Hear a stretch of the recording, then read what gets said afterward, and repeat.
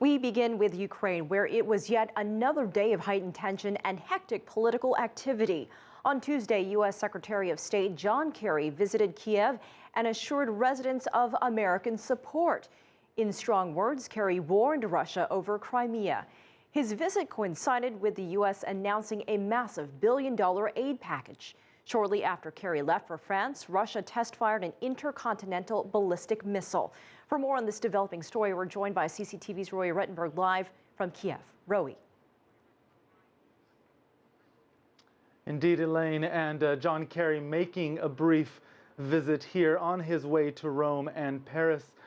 Brief but impactful, some people say, allowing him to deliver a message that was seen as sympathetic for those watching in Ukraine, but also a stern message for those watching in Russia.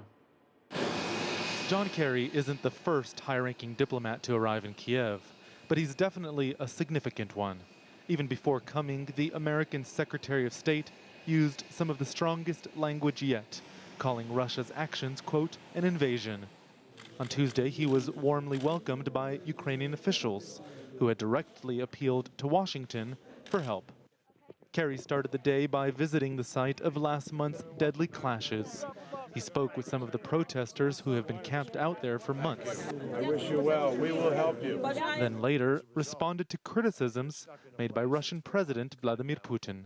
It is not appropriate to invade a country and at the end of a barrel of a gun dictate what you are trying to achieve. That is not 21st century G8 major nation behavior.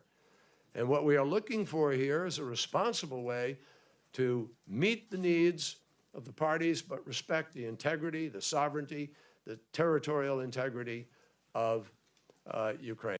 Speaking to journalists at the American Embassy, Kerry said that the U.S. was also working on an aid package that would help Ukraine's ailing economy.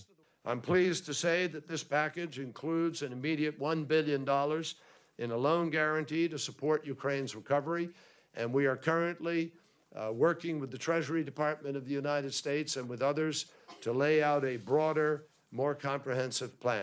American businessmen in Ukraine say that's welcomed news. A $1 billion package is good, and we also hope the United States will continue to work with the EU and the IMF to put a much larger, long-run financial package in here.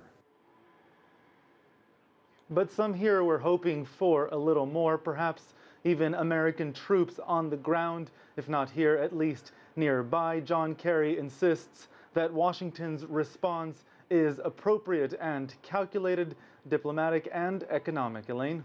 And Roy, we understand that Vladimir Putin and Chinese President Xi Jinping spoke by telephone on Tuesday. What more can you tell us about that call?